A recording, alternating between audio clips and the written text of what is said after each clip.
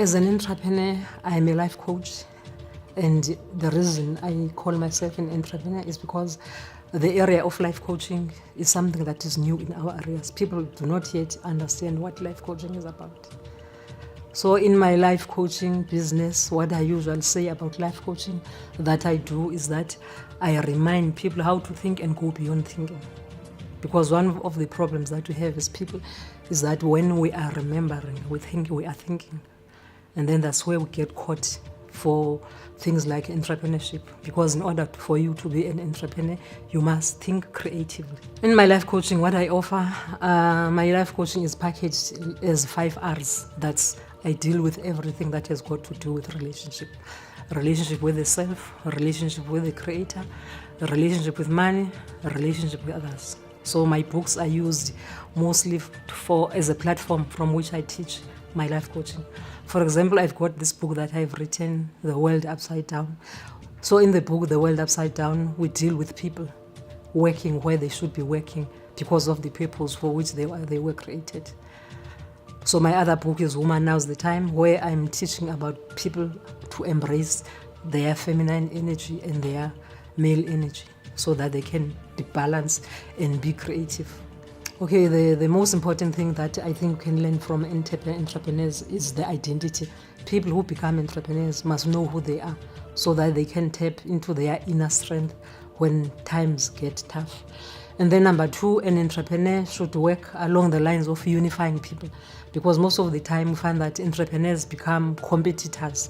And once entrepreneurs become competitors, they cannot collaborate and hook into another's energy. So all of the time they must work on uniting so that they can work together to achieve their goals. And then the third thing that entrepreneurs should do, entrepreneurs should network. They should talk to people about their businesses. And whenever they meet people, it's better for them to introduce themselves according to what their business offers, rather than saying, I'm Liziwe Ntshengulana. Because an entrepreneur should be identified with the work that he is doing, so that whenever an opportunity comes to meet another person, she leaves the person knowing what it is that they do.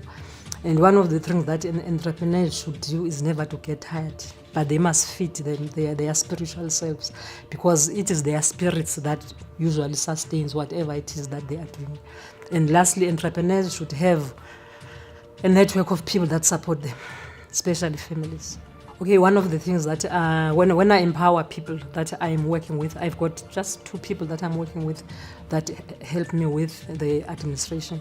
So the way that I empower them is to make sure that when they come to work with me, they leave with more skills than they had before they arrived at my place of work. The type of clients that I find, because I deal with this life coaching thing, some of the people that I deal with get interested because I awaken their minds. So the clients that I meet and work with are always empowered after each and every session that we're doing, because I teach them to tap into their inner sources, because that's where they are different. So all of the clients that I meet are impressed by the work that I'm doing with awakening their minds, because that is where we need strength. Okay, if people want to get in touch with me, I've got a Facebook page that is Liziwe Ntshengulana.